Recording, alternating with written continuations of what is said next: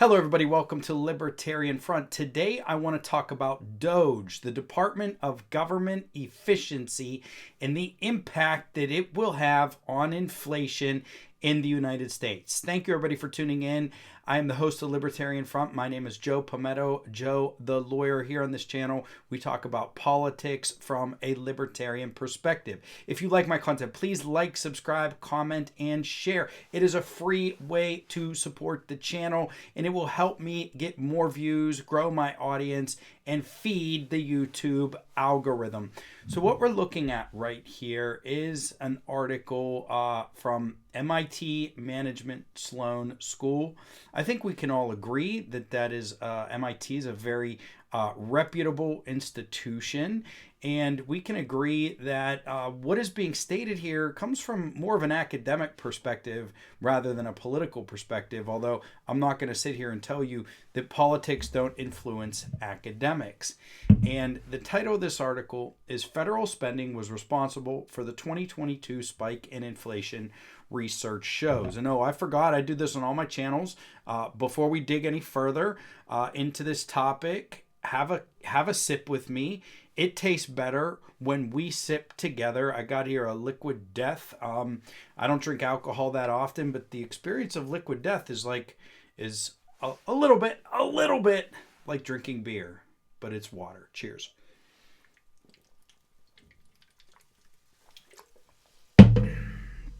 It's carbonated too, and I enjoy carbonated drinks.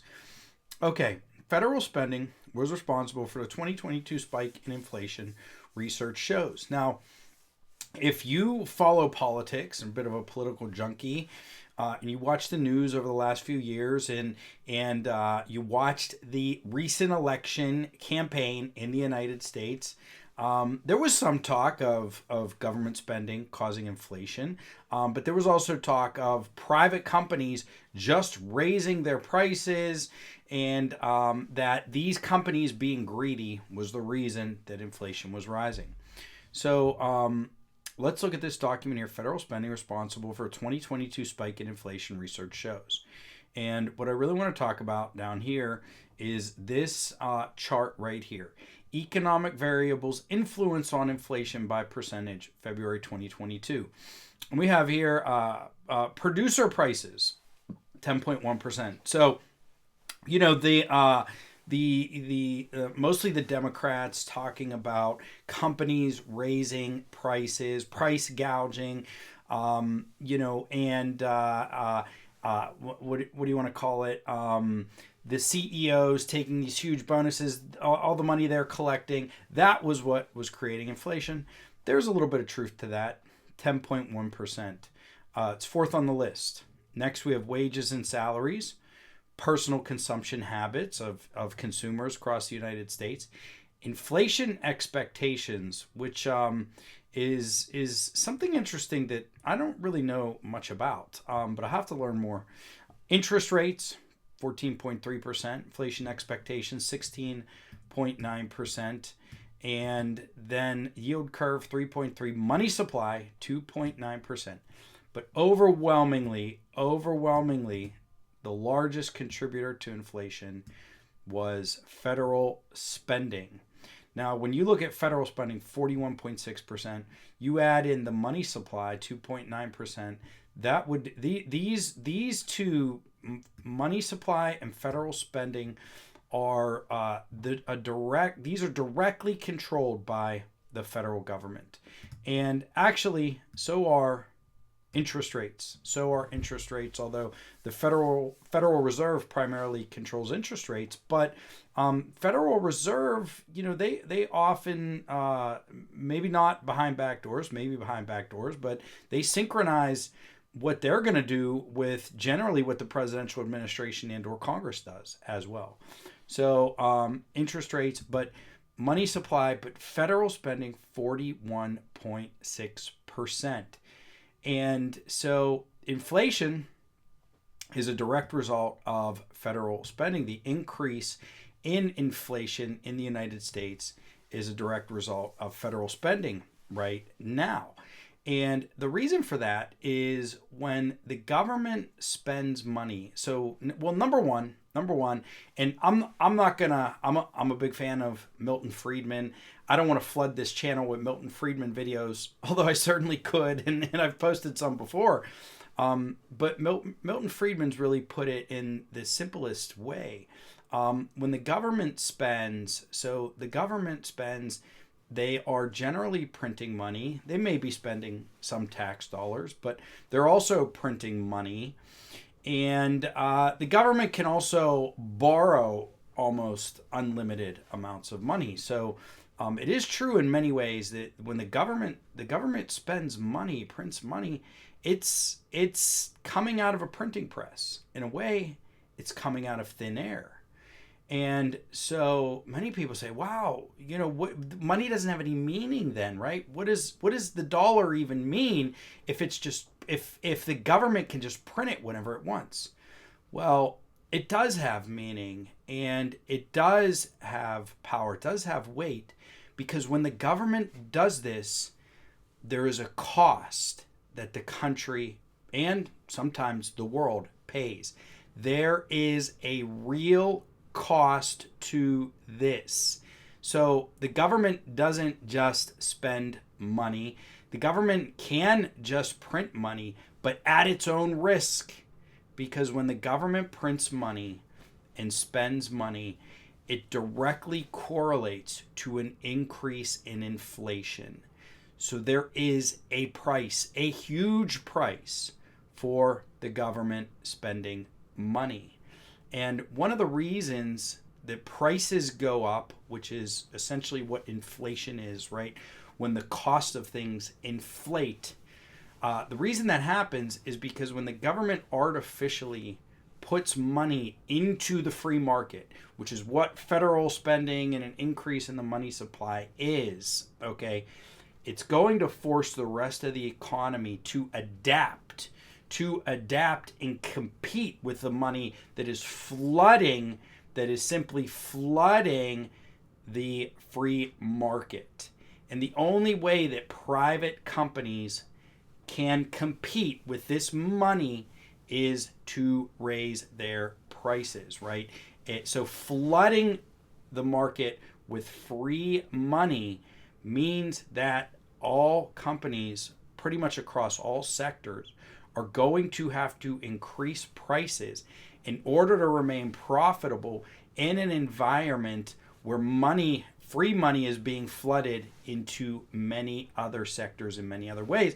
And that money can be what's flooded directly into consumers' pockets, right? Like during COVID, and we'll get to COVID in a second, the government was just sending checks and tax credits and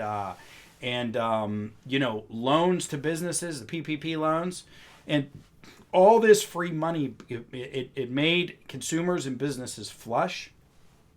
They spent more, and then these businesses could raise their prices, and almost in a way they have to, in an environment that is created by free government money.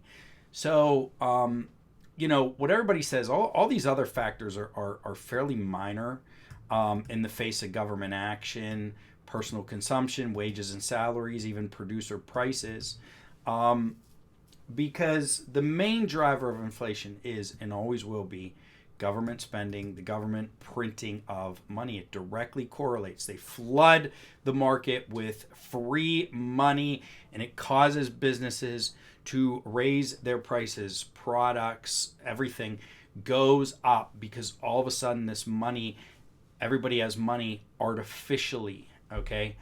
And so, and just to further prove this, we look here to, this is a graph of inflation adjusted. This is a graph of inflation adjusted dollars, government spending, and the United States economy. And you can see here 2015, 2016, 17, 18, 19, boom, look at that spike. So 2019 government total spending was 5.47 trillion.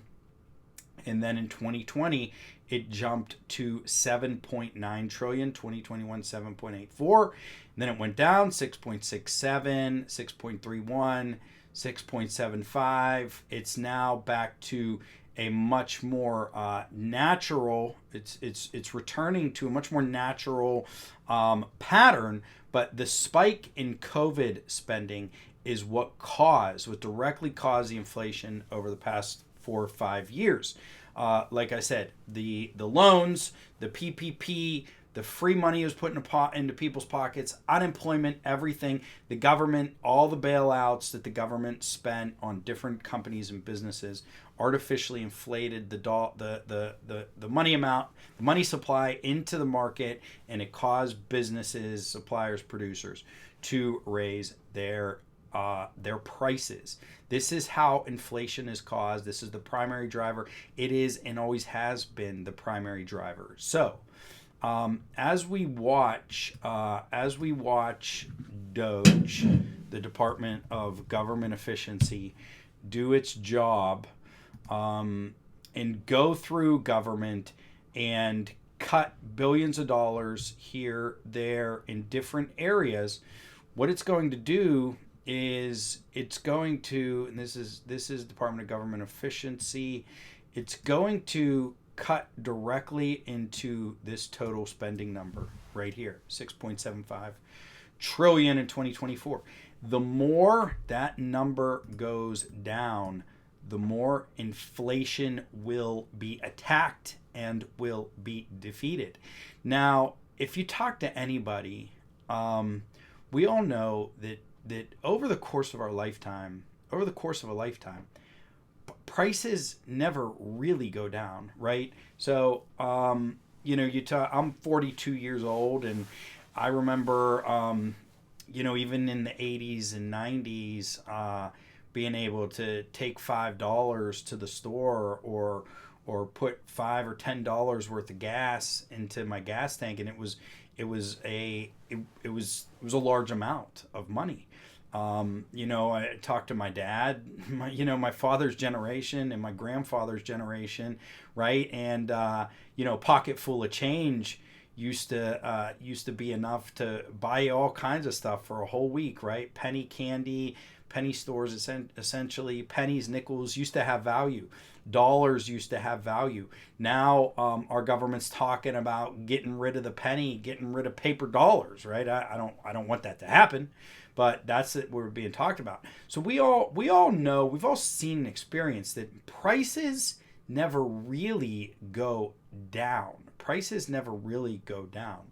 What you want to do to stop inflation, though, is slow the rate of the rise of inflation, because inflation to some degree always happens with the progression of time.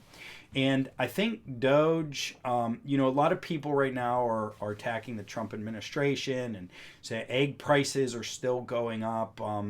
Certain products, certain sectors, it's going to take some time. Some will recover sooner than others. It's certainly going to take more than less than 2 months. What have we had? We've been in the Trump administration, been in office 1 month. It's going to take months and if not years to really get inflation under control. But it will happen. It will happen as long as the Trump administration is committed to reducing federal spending. And DOGE has, I think, done a great job of knocking out a lot of things that the federal government spends money on. And while they might be just trimming around the margins in many ways, it will add up over time. $100 million here, $1 billion there, it adds up, and it's going to have an impact. As long as they keep doing their work. So the more you reduce government spending, and by reducing government spending, you're reducing the size of government. The more you reduce the size of government, the more inflation will come down. So, expect inflation to come down. Inflation went up directly because of the spending on behalf of COVID. And Donald Trump spent a lot of money in his first term during the COVID crisis, and so did Joe Biden. So really the Democrats and the Republicans are responsible for this.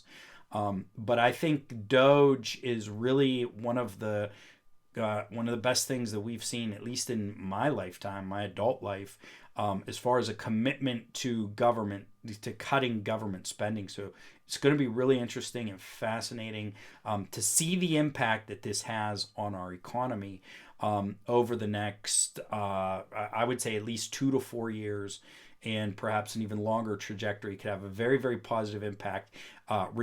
Inflation is never going to go backwards, everybody. I mean, it may go when prices are super overinflated, they will go down. So the price of eggs is going to come down as a result of inflation. But eggs will never be, a nickel or a quarter or 50 cents, maybe like they were when I was a kid. They may go back to what they were like a couple of years ago, but overall, inflation almost never truly goes down. The progression of time, things inflate over time, but you can pretty much put your money on the fact that DOGE and the Trump administration, and especially if he folds up certain government apparatuses and reduces defense spending, which is something that Secretary of State Hegseth recently announced, these reductions in spending are going to bring inflation down, and they're going to really make our economy even more competitive than it is, which I think is a good thing for all Americans. So thank you everybody for tuning in to Libertarian Front. I just wanted to draw that line, make everybody understand from the line from DOGE to the reduction in inflation. I don't know that the Trump administration is doing a good job talking about that, but that is what is going to happen. If you like my content, please like, subscribe, comment, and share. It's a great way to support my channel and to help me grow. It's a free way to show your support. I really like doing these videos, so I hope you will continue to watch and support me in any way you can. Thank you very much. Libertarian Front out.